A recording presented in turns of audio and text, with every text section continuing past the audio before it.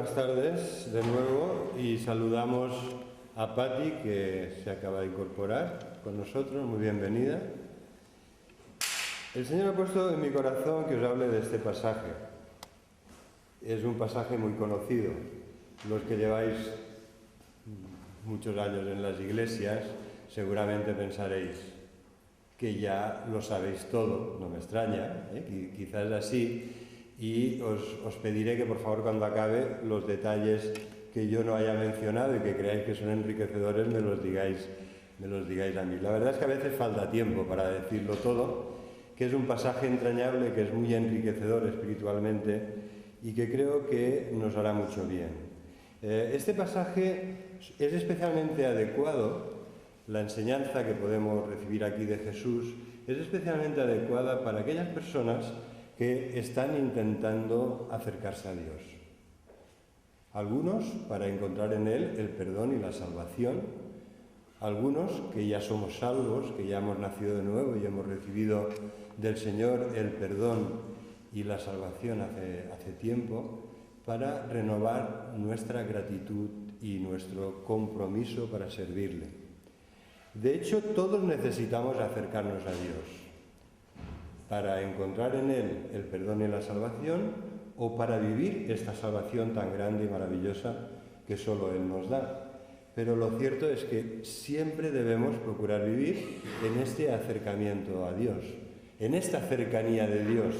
Yo me acuerdo siempre de la frase de un anciano pastor que ya está en la presencia del Señor, que yo tuve, y que decía que cuanto más cerca estamos del Señor, más cerca estamos también los unos de los otros.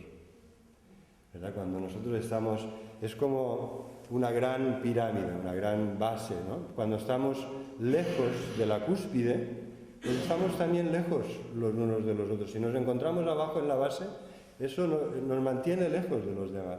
Cuanto más subas al Señor, más te acercas también a todos los que contigo se están acercando al Señor que está en lo alto, a nuestro amado Padre Celestial. Entonces aquí vamos a encontrar una serie de enseñanzas que son muy valiosas. Yo quisiera enfocarlo desde la perspectiva de las actitudes, ¿no? ¿Cuáles son las actitudes con las que debemos acercarnos al Señor? La verdad es que hacía ahora mucho tiempo que no predicaba de los evangelios, tanto que estoy extrañado, porque es lo que más me gusta de la Biblia, ¿no? Los evangelios, los salmos y los evangelios, es lo que más me gusta de la Biblia. Nos hablan directamente de Jesús, las actitudes que Jesús tenía, las enseñanzas que Jesús nos dio, los grandes milagros que Jesús hizo. Él no cesó de hacer el bien, no cesó de sanar a los enfermos, de perdonar a los pecadores, de liberar a los oprimidos por el diablo. Y este maravilloso cuadro que nos dan los 4 evangelios es de las cosas que más me llenan la palabra de Dios. Me llena porque me acerca directamente a aquel que es mi ejemplo y mi inspiración en todo en la vida. A veces fallo y no lo sigo de cerca. A veces me equivoco y no estoy haciendo las cosas como Él las hacía. Pero lo cierto es que mirar en los evangelios, mirar este retrato de Jesús que nos presentan los evangelios, es de lo más edificante y fortalecedor, enriquecedor espiritualmente que podemos hacer. Y sobre todo los encuentros que Jesús tiene con las personas necesitadas, enfermos que buscan salud, que buscan la sanidad, personas cargadas de pecados que buscan el perdón y la liberación, la paz con Dios. Esto es lo que encontramos una y otra vez en la vida de Jesús y en los encuentros siempre salvadores, sanadores que Él tiene con los que buscan su ayuda.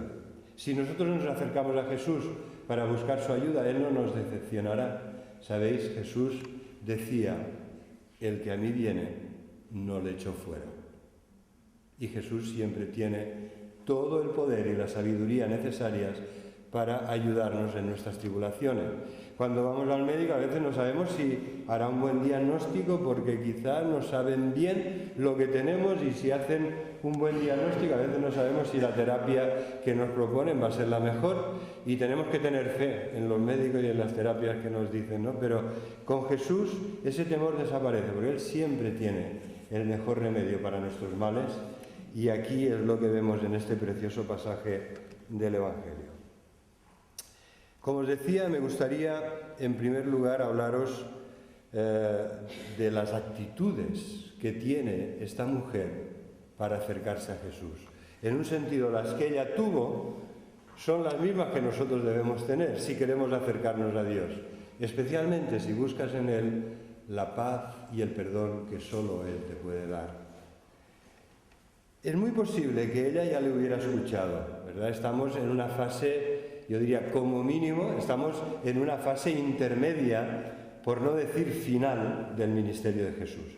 El Evangelio de Lucas, en el capítulo 9,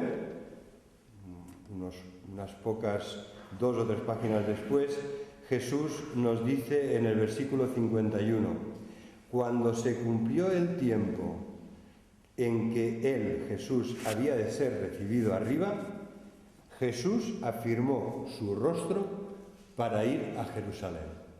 Y entonces envió mensajeros delante de Él y viajó desde Galilea, pasando por Samaria, viajó hasta Jericó y de allí subió a Jerusalén. Estamos en la última, cuando Jesús sube a Jerusalén, es la última subida que hace a Jerusalén para morir allí y poder realizar nuestra perfecta salvación. Entonces, seguramente esa mujer ya le había escuchado.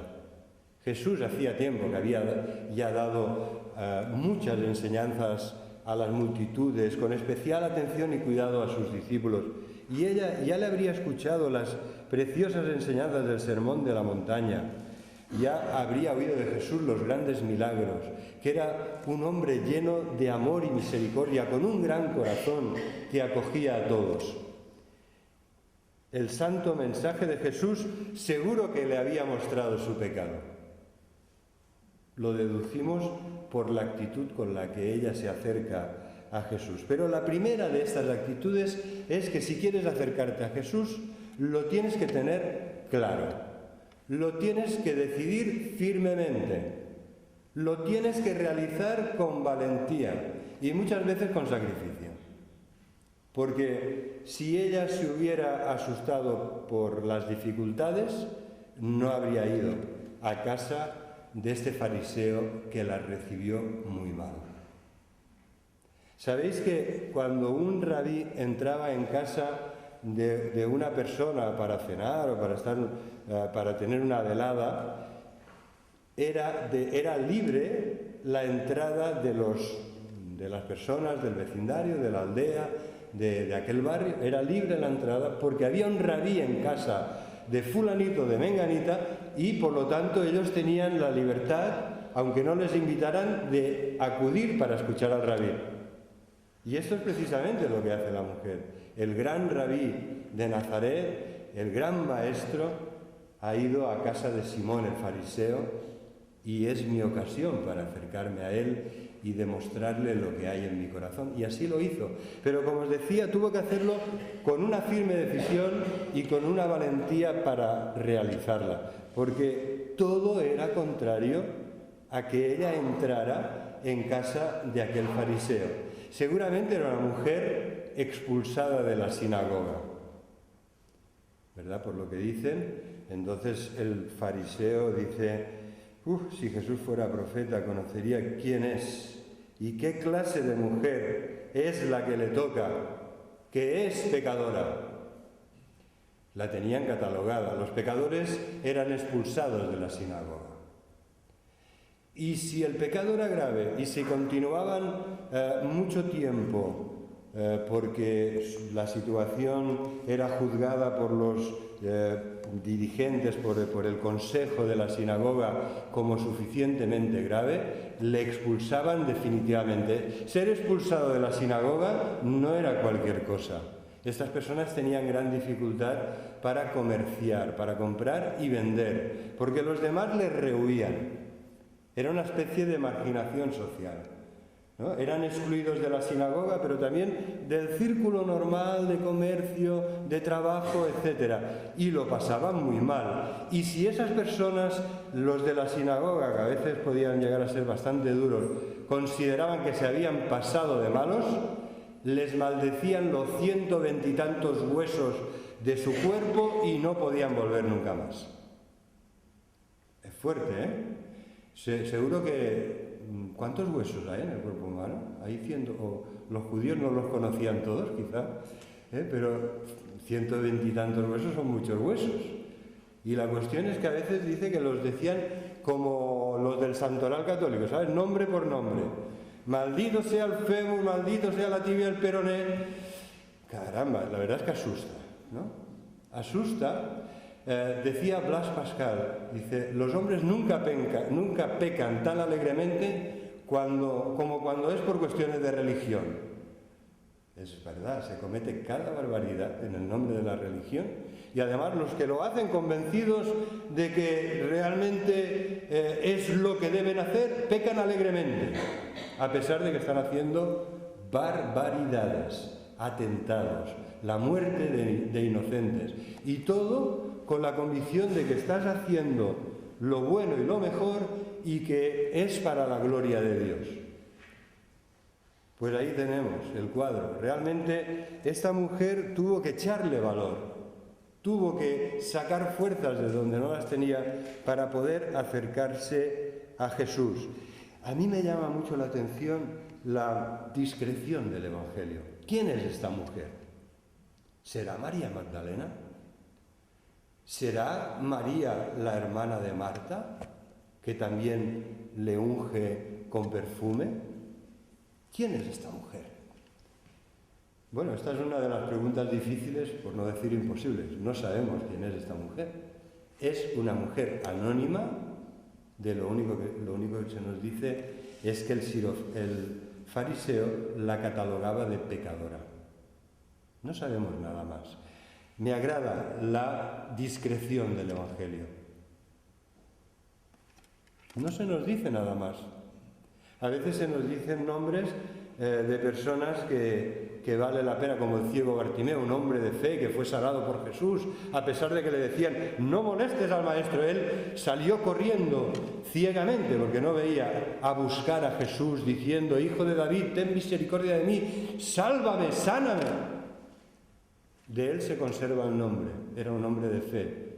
En un sentido, el Evangelio de Marcos le da la gloria cuando nos dice cuál era el nombre de este ciego anónimo, que Mateo dice que tenía un compañero a su lado y que Lucas no dice tampoco cómo se llamaba, Bartimeo. Un hombre que se quedó en la iglesia, que cuando fue sanado estaba agradecido, siguió a Jesús y después se quedó en la iglesia y se sabía su nombre. Pero de esta mujer no nos queda constancia. Gloria a Dios. ¿De qué sirve saber el nombre de una mujer pecadora?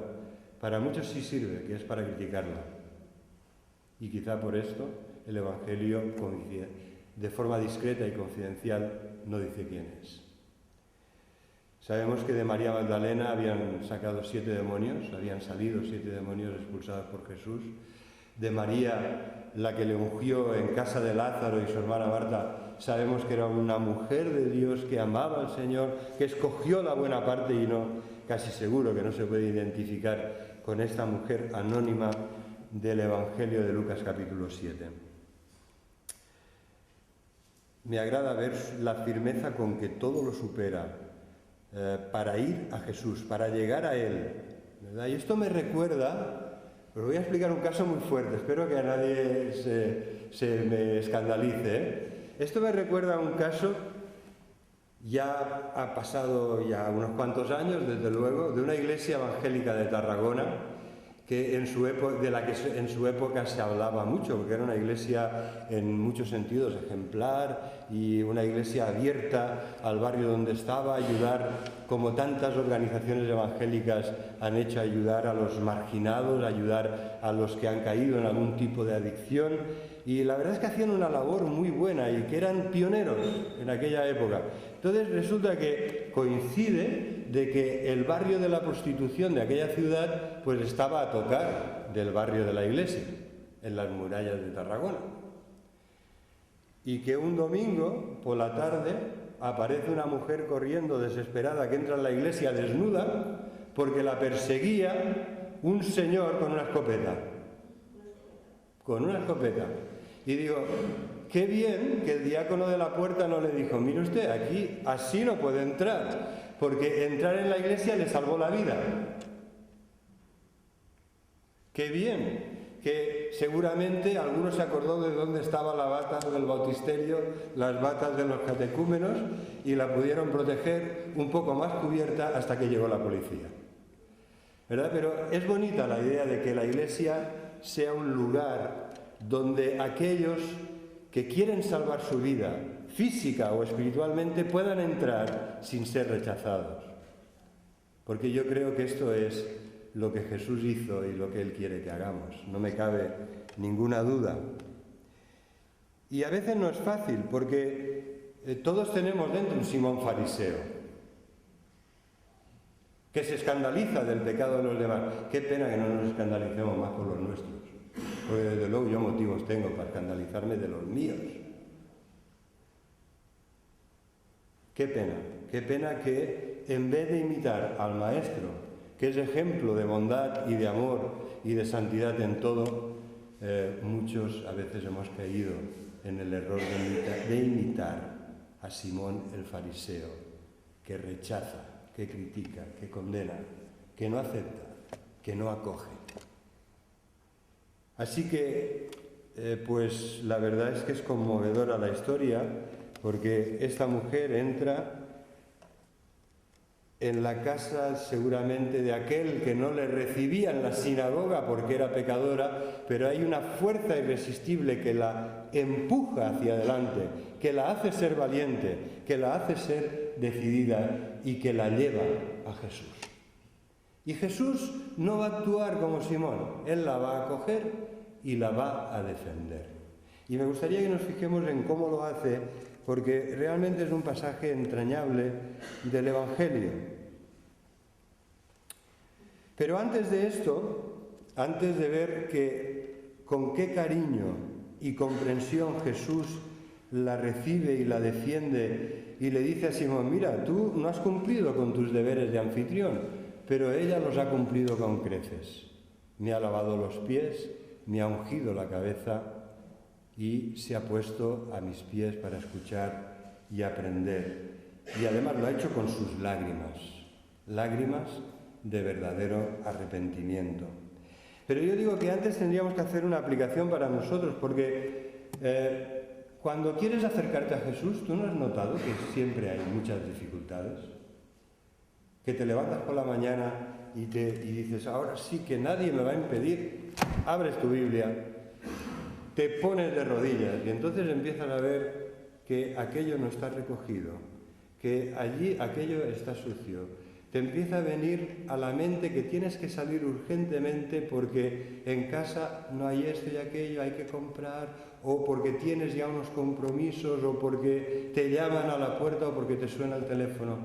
Cuando queremos acercarnos a Dios siempre hay obstáculos. Tienes que estar firmemente decidido y ser valiente para decir, este tiempo es para el Señor. Este tiempo es para Jesús, este tiempo es mi tiempo de oración, este tiempo es para la palabra de Dios, porque si no, un día tras otro pasan las otras cosas por delante. Perdón, me parece que eso solo me pasa a mí, porque veo que a vosotros no os afecta tanto esto, ¿no? A ver, dejadme ver, ¿os pasa también a vosotros? Ah, vale. Entonces ya me quedo un poco más tranquilo de que también os pase a vosotros, porque desde luego mira que tenemos problemas con esto, ¿eh? O el domingo cuando dices, venga, que es la hora del culto, ¿verdad? Y entonces uno todavía no se ha afeitado, el otro va todavía en pijama, el otro no, en ese momento no sabemos lo que le pasa, pero se ha hecho fuerte en el cuarto de baño, en el lavabo. Y realmente es el momento clave para que haya discusiones familiares, problemas en el viaje y que lleguemos aquí y ya hemos perdido la paz. Y a veces estamos aquí y estamos pensando, cuando salga del culto se va a enterar. Espero que no. ¿verdad? Nosotros, como es por la tarde, de esta última parte nos libramos bastante. Pasaba más por la mañana. Pero, bueno, lo que os decía es que vamos a fijarnos en que también nosotros hemos de estar decididos y estar dispuestos a sacrificarnos para conservar algo que es muy importante en nuestra vida, que es la palabra de Dios. Recibir la palabra de Dios y pasar tiempo con el Señor a ver si se nos pega algo, ¿verdad? Porque es que si no, perdonadme que lo diga así en un plan tan coloquial, ¿no? Pero es que yo no conozco manera mejor de parecernos a Jesús que estar tiempo con Él, que ir a buscarle, que ir a su encuentro y acercarnos a Él con humildad. Entonces vamos ahora a pasar a la segunda actitud, que consiste en acercarnos a Dios con arrepentimiento. Dice el versículo que cuando entró esta mujer, al saber que Jesús estaba en casa del fariseo, versículo 37, preparó su perfume, no sabemos si lo compró o lo tenía guardado, seguramente ya lo tenía allí en casa. Cuando vio esto el fariseo que le había convidado, dijo para sí: si fuera profeta, conocería quién y qué clase de mujer es la que le toca. Pero vamos a fijarnos en primer lugar en la actitud de ella, más que en la reacción de él, del fariseo. La actitud de ella es de arrepentimiento. Pregunto, ¿es de arrepentimiento? ¿Os parece que estamos en lo cierto? Porque aquí no lo dice, no lo especifica. La actitud es de arrepentimiento. Yo creo que sí, que esta mujer estaba sinceramente arrepentida. A veces se llora de alegría, a veces se llora, a mí me pasa viendo películas, ¿verdad? Me conmuevo enseguida y me siento muy mal, porque mis hijos se burlan de mí y digo, mira, otra vez el Papa disimulando, secándose así disimuladamente. A veces según qué película veo, no en todas, pero si la película tiene mensaje y toca la fibra, pues ahí está José Luis, ya está ahí con algo que quiere salir, ¿no? Entonces, es verdad que a veces hay lágrimas que son de que te conmueves por algo, ¿no? O que tienes tanta alegría que estás llorando. Pero aquí yo creo que son lágrimas de arrepentimiento y de gratitud. Se acercó y con lágrimas empezó a regar sus pies, llorando, y llorando empezó a regar con lágrimas sus pies y los enjugaba con sus cabellos. La verdad es que es muy conmovedor, ¿no? Es una escena de alguien que se humilla delante de Jesús, que sabe que no es bien recibida, que sabe el rechazo y la crítica que produce su presencia allí, pero está tan conmovida, tan arrepentida, que nadie la puede parar. Ya quisiera yo que el Señor me diera a mí esta clase de arrepentimiento, porque sabéis, el arrepentimiento viene de Dios. A veces no nos arrepentimos más porque no buscamos más a Dios, porque el arrepentimiento es un don de Dios, porque el arrepentimiento lo da Dios, porque el arrepentimiento viene de la presencia de Dios. No es algo que yo pueda generar. ¿Me voy a arrepentir? No funciona así. Es el Señor que lo da, es un precioso regalo. Sin arrepentimiento no hay avivamiento, es el motor de nuestra vida espiritual. No tiene que ver solo con la conversión, tiene que ver con nuestra vida espiritual por todos los años que estemos con el Señor. Y necesitamos el arrepentimiento como el aire que respiramos, porque somos pecadores. Y sin arrepentimiento hay algo que chirría en nuestra relación con Dios. Había un reformado que se llamaba Bradford, de la época de John Bunyan, el escritor del Peregrino. A él sí le conocemos, ¿verdad? El Peregrino, esa obra maravillosa. Pues había un contemporáneo suyo, un reformador inglés, que se llamaba Bradford. Y era un hombre que impactó poderosamente la iglesia de su tiempo, que predicó el Evangelio con una unción y una bendición de Dios excepcional. ¿Sabéis por qué? Porque se tomaba más en serio que nadie el arrepentimiento. Y a veces se preocupaba y no salía de casa porque decía, es imposible que yo que he hecho esto no me sienta arrepentido. pero qué clase de ser humano soy, pero qué dureza de corazón la mía, no voy a salir de aquí hasta que no me arrepienta. Y ahí estaba delante el Señor: Señor, dame arrepentimiento, Señor, humíllame, muéstrame la maldad de mi pecado. Porque desde luego el pecado es pecado y se muestra sobremanera pecaminoso, y la paga del pecado es muerte, aunque seamos evangélicos de toda la vida, ¿eh? Eso es lo que dice la palabra de Dios en cuanto al pecado. Y en este sentido el pedigrí no nos ayuda.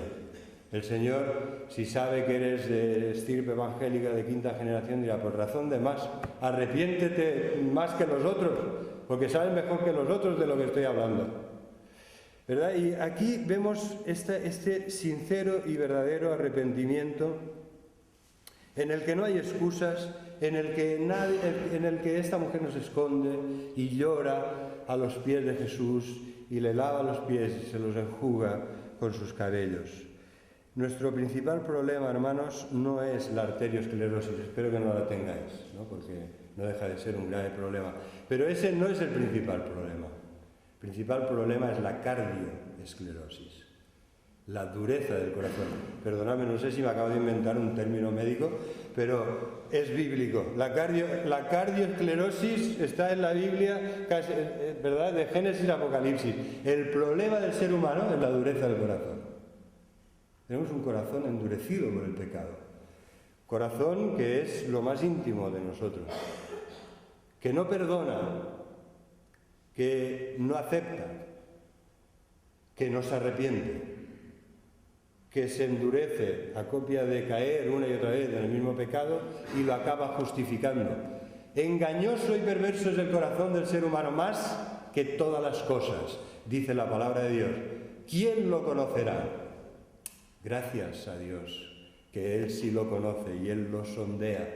Él conoce las profundidades de nuestro corazón y es en Él que tenemos que poner nuestra confianza y nuestra esperanza. Así que hay dos formas en las que el Señor nos hace conscientes de nuestro pecado. Hay dos formas. Una, que es la mejor, que es abrir la palabra de Dios, es un espejo espiritual, ¿sabéis? Lees y dices: así era Jesús, así debería ser yo. Pero entonces este espejo espiritual no es como aquel del cuento de Walt Disney, de aquella señora tan mala que decía: espejito, espejito, dime que soy la más guapa de todas. No, la Biblia te dice lo que hay. Es un espejo en el que te ves claramente reflejado y que te dice: eres pecador, esto es lo que tú haces, así es como tú eres. Esto es un pecado que a ti también te afecta. Quizás era por eso que algunos, hoy no puedo leer, ¿no? Porque es un espejo que realmente cada vez que la abres, si es con una actitud de sincero arrepentimiento, te verás reflejado o reflejada en ella y verás cosas que Dios quiere cambiar de tu vida. Y entonces la primera manera en la que el Señor nos hace conscientes de nuestro pecado es a través de la palabra de Dios. Nos muestra quién es Jesús, cómo somos nosotros, cuán pecadores somos, y dice: a ver si por favor te vas pareciendo más a Jesús. Y sacas todas estas cosas de tu vida y dejas de ser así, y dejas de pensar mal, y dejas de hablar mal, y dejas de hacer esto, y empiezas a hacer lo que Dios te dice. Así nos habla la palabra de Dios. La palabra de Dios no nos ha sido dada para que sepamos más, sino para cambiar nuestras vidas. Este es el propósito también del libro de discipulado que seguimos en la Iglesia, y que ya de paso pido vuestra oración porque hemos empezado grupos nuevos, y para que el Señor lo bendiga y sea así y cambie, transforme a la imagen de Jesús nuestras vidas. La segunda manera es mucho más dolorosa. Esta es la manera buena, ¿no? Es como ir al médico, hacerse una ecografía y que te digan: tienes aquí este problema, pero tómate esto y se te va a quitar, ¿no? Así actúa la palabra de Dios.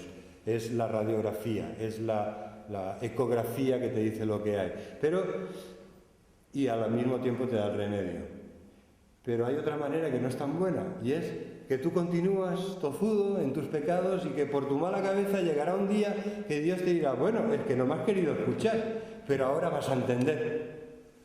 Porque Dios nos habla en su palabra, pero a veces nos grita un poco más cuando envía ciertas pruebas y disciplinas y juicios a nuestra vida.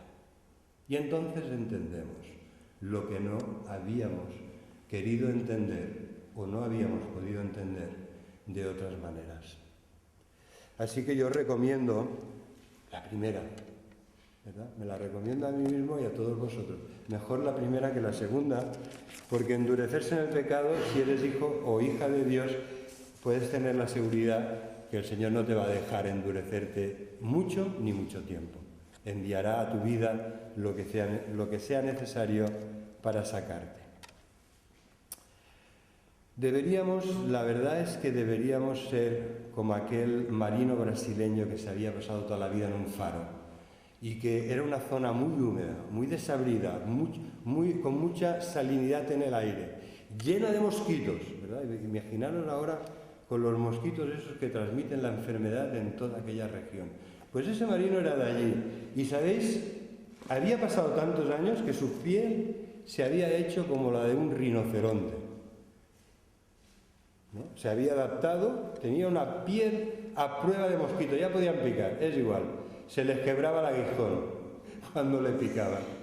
Y realmente así deberíamos ser, o sea, a medida que pasamos los años y andamos, porque muchas veces pues sufrimos por culpa de los demás, malas palabras, malas actitudes, ofensas de este tipo, del otro.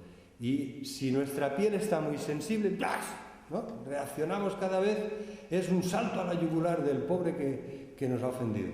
Vivimos en un mundo de pecado, siendo nosotros pecadores, y yo diría que casi es inevitable ofender y que nos ofendan. Debemos procurar que al menos por nuestra parte no hacerlo, pero es casi inevitable. ¿Qué hacer entonces? Pues pedirle al Señor la piel dura y el corazón sensible. Porque lo malo es que sin el Señor es al revés, la piel sensible y el corazón duro. Y cuando la hacen, la pagan. Y que nos cuesta mucho perdonar, y que nos cuesta mucho aceptar y convivir. Por eso el Señor quiere, permitidme la comparación con ese marino brasileño, que seamos como Él, la piel dura y el corazón sensible, tierno, dispuesto a amar y ayudar a los demás. Pero también vemos que esta mujer se acerca a Dios con mucha gratitud. Amor. Aparece la palabra amor. La palabra gratitud no aparece, pero se sobreentiende. Pero la palabra que sí aparece, aunque me ha extrañado que en la versión catalana lo expresa más bien como gratitud, el versículo 42 dice: ¿cuál de ellos le amará más? Dos personas que han sido perdonadas. Uno de mucho y el otro de no tanto, de un 10% menos, ¿sabes? 10 veces menos. Entonces dice: ¿cuál le amará más? ¿Cuál estará más agradecido? Y esta es también una actitud importante. Amor con amor se paga. Además, vemos un indicio del amor de esta mujer en el hecho de que, además de llorar y regar los pies de Jesús y enjugarlos, también ¿qué hacía? Los besó, los besaba, ¿verdad? Y esta palabra es una evocación del amor. Os diré por qué. La palabra beso en griego es la misma raíz que el verbo amar, fileo. El amor fraternal, por ejemplo, se inspira en esta palabra. Y entonces el besito es una expresión de amor. Es una expresión de amor fraternal, en este caso. El beso es como un cachito de amor, ¿vale? No debería ser de otra cosa. Bueno, sí, ya sé que cuando estamos enamorados, pues hay besos que tienen más, que parece que tienen más chispa, pero en la Iglesia no se habla de esta clase de besos, se habla de los besos santos de amor fraternal, que son pedacitos de amor que tú le das a tus hermanos y hermanas en Cristo. Y será una cosa importante cuando 5 veces nos dice el Nuevo Testamento que nos saludemos con ósculo santo, con un beso fraternal. ¿Vale? Así que es importante. El Nuevo Testamento lo repite 5 veces, no te olvides, salúdate así. A veces hay personas que podemos tener, por cuestiones culturales o de otro tipo, mayor dificultad que otros en saludarnos así, y no es que sea la única manera de saludarnos, pero la palabra de Dios insiste en la importancia que tiene que nuestro saludo exprese y refleje el amor que nos tenemos. Y así lo hacía esta mujer. No solo lloró a los pies de Jesús, sino que le daba besos. Besos de amor agradecido. Qué bonito. Realmente es una escena como para que el corazón se nos conmueva un poco. Cuando Jesús le pregunta a Pedro 3 veces si le ama, utiliza este verbo. Utiliza ágape, pero también utiliza este verbo que encontramos aquí para expresar el beso de la mujer arrepentida. Y entonces, además de esto, vemos que ella coge seguramente lo más precioso que tenía, porque el perfume siempre ha sido caro, el buen perfume más, y en aquella época ya no digamos, ¿vale? Porque ahora puedes ir a Andorra y están un poco más baratitos, pero en aquella época no se podía ir al Principado sin impuestos y realmente era caro. El perfume que María con el que unge a Jesús, dice que tenía el valor equivalente de casi un año de trabajo de un obrero, 300 denarios. No sabemos el valor de este perfume que ella utiliza, pero el perfume siempre era caro. Y ella lo derrama a los pies de Jesús y los unge con este caro perfume que seguramente es de lo más precioso que ella tiene y que quiere ofrecer a Jesús. Es una forma de adoración. ¿Qué le ofreces tú hoy? Muchas veces lo que le ofrecemos al Señor es importante, porque en la medida que damos también recibimos. Cuando venimos al culto con una buena actitud, que es una actitud receptiva, ¿vale? Por la actitud de legionario romano con el escudo para parar los dardos de la fe, no es el de Efesios 6, que es el escudo, ¿verdad?, para parar los dardos de fuego del maligno, no los dardos de fe. A veces el predicador pues está llamado a dar un mensaje o a decir cosas que caramba, que cuesta de recibir. Pero nos debemos preguntar, ¿son bíblicas? ¿Realmente es el Señor quien las está diciendo? ¿Son fieles a la palabra de Dios? Entonces, ¿por qué razón mi corazón se revela y no recibe lo que estoy oyendo? El Señor quiere que vengamos a presentar a Jesús, a Dios Padre a través de Jesús, sacrificios espirituales, fruto de labios que confiesan, sacrificios de alabanza, que son fruto de labios que confiesan su nombre. También sacrificios de amor fraternal, ayudarnos mutuamente, animarnos, escucharnos, ayudarnos en cosas prácticas. Esto es lo que el Señor quiere que vengamos a darle y en la medida que se lo damos, también recibimos. Y al final Jesús defiende a esta mujer cuando le dice en el versículo 44, mira, entré en tu casa y no me diste agua para mis pies. Era tu obligación como anfitrión. El protocolo del fariseo bien educado, que Simón no lo fue, era, llegan tus invitados y tú les ofreces agua para que se laven los pies. No lo hizo. El protocolo del buen anfitrión decía también que se saludaba afectuosamente al invitado con un beso. Pero él no se lo dio, se los dio ella en los pies. No ha cesado de besar mis pies. Y el protocolo del anfitrión decía que era ya un detallazo, que se le ofreciera un poco de aceite refrescante, de aceite balsámico para que se refrescara de las calores del día y de las dificultades del camino.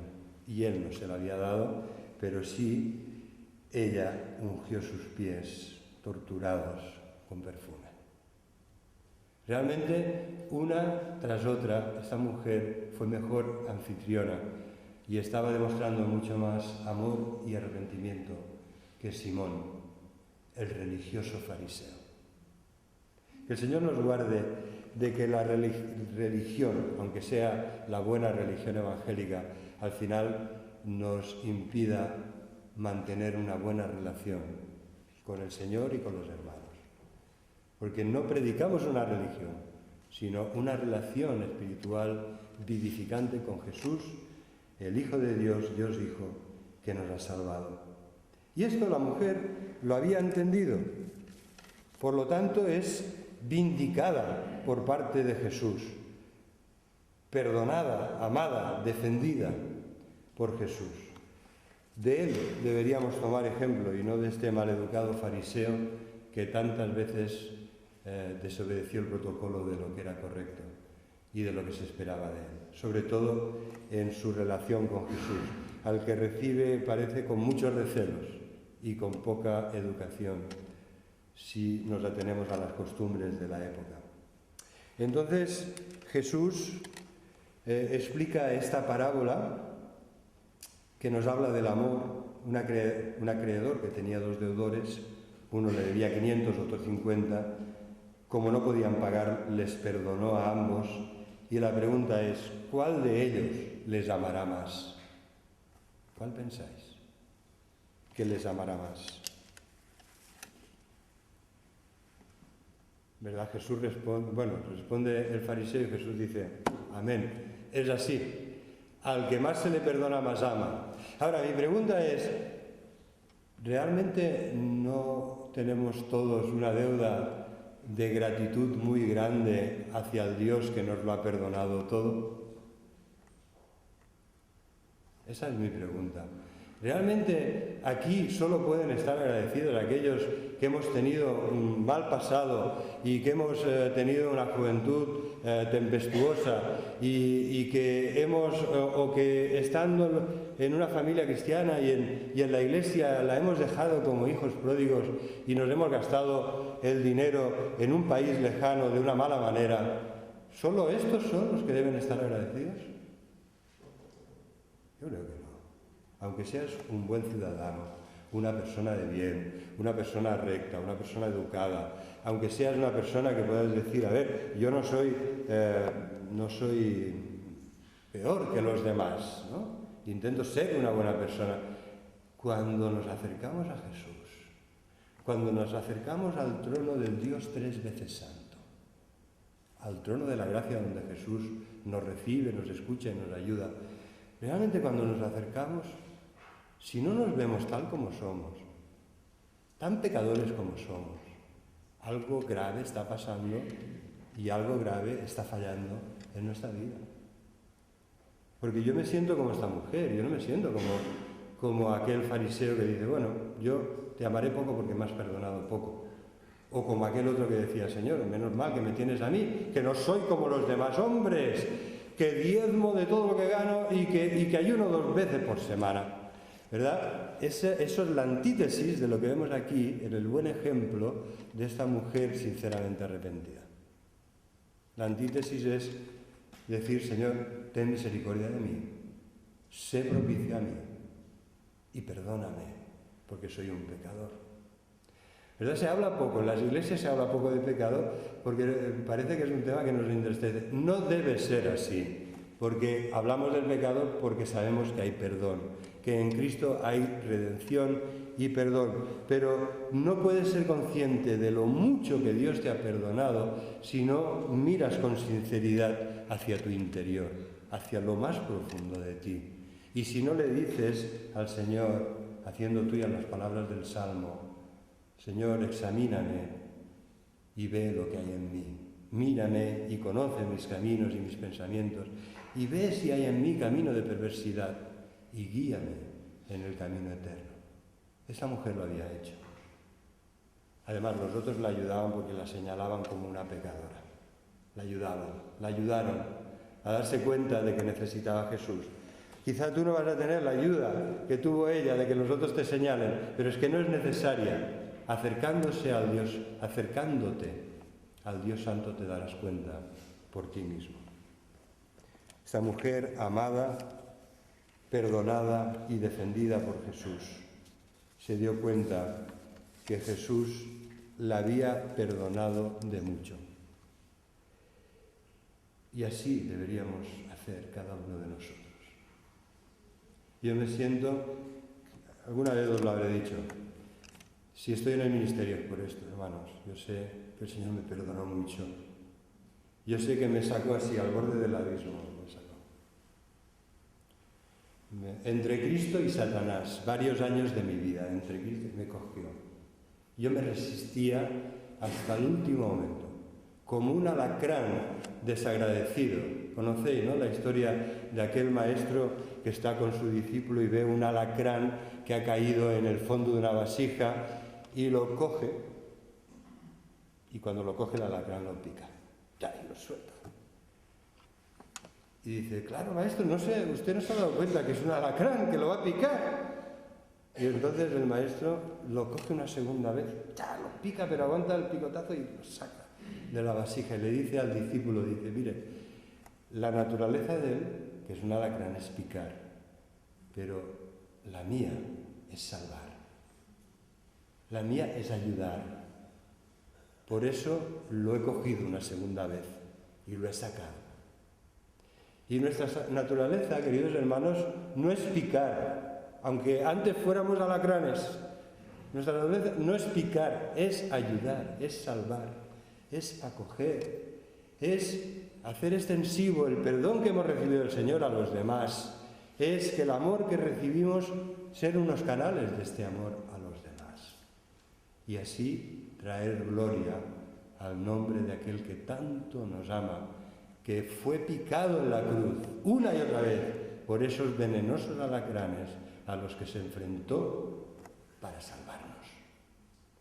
Así que con esto en nuestro corazón creo que podemos darnos cuenta que el camino verdadero que nos acerca a Dios es seguir el ejemplo de esta mujer, que tiene en primer lugar una actitud decidida firmemente, a pesar de la oposición, de llegar a Jesús, de acercarse lo más posible. En segundo lugar, es una actitud de arrepentimiento. No podemos acercarnos al Dios Santo de otra manera. En tercer lugar, una actitud de amor y gratitud. Señor, heme aquí, envíame a mí.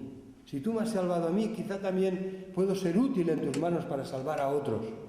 Eso es lo que yo recibí cuando empecé en la escuela bíblica, recién convertido. El Señor me dijo, a ver, ¿no quieres compartir este tesoro de salvación, de perdón que has encontrado en Cristo? Pues ves y prepárate para hacerlo. Yo haré de ti un pescador de hombres. Y bueno, pues agradecido estoy de que Él me hiciera saber su propósito para mi vida y que me haya sostenido hasta aquí por su gracia y por su inmensa paciencia conmigo, que la verdad es que la necesito. Y lo último que vemos en esta mujer, además de arrepentimiento, amor y gratitud, es fe.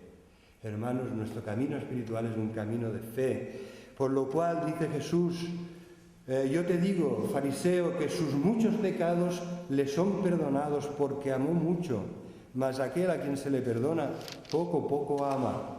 Y a ella le dijo, tus pecados te son perdonados.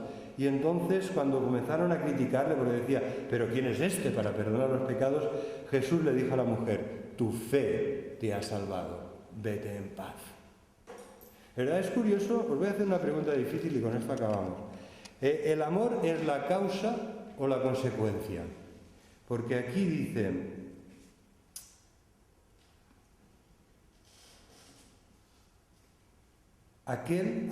¿cuál de ellos le amará más? Y entonces Simón dice, aquel a quien le perdonó más. Rectamente ha juzgado, le dice Jesús. Y entonces él le dice, versículo 47, por lo cual te digo que sus muchos pecados le son perdonados, porque amó mucho. Mas aquel a quien se le perdona poco ama. ¿Qué es, causa o efecto? Le son perdonados porque amó mucho. Parece que el perdón depende del amor que tú le demuestres al Señor, pero sabemos por la palabra de Dios que es precisamente su amor el que nos guía al arrepentimiento y el que nos da su perdón. Y entonces que con amor se paga y que respondemos al amor de Dios con nuestro amor también, pero Dios nos amó primero. Esta es, sin duda, la secuencia de la palabra de Dios. La causa la fuente de nuestro amor, de nuestro perdón, de nuestra gratitud, de nuestra fe, es el amor de Dios que ha llegado a nuestra vida en forma del perdón de nuestro amado Señor y Salvador Jesús. Así que con esta fe que ella depositó en Jesús y que es tan fundamental para seguir creciendo en la gracia y en el conocimiento del Señor, que es indispensable para la salvación, que es un don de Dios, que es confiar más y más en aquel que es el único digno de confianza y recibir con las manos vacías lo que Él nos da, el perdón, su amor, la salvación y la vida eterna. La fe es eso, unas manos vacías que reciben el regalo de Dios. Entonces, con todo esto en mi mente, podemos decir que es maravilloso haber conocido a aquel que nos ha amado tanto. Que el Señor nos ayude, queridos hermanos, a seguir este camino para acercarnos a Dios. Un camino de fe, de amor, de gratitud, de arrepentimiento y un camino convencido, con una firme decisión de seguir fielmente al Señor que nos ha salvado.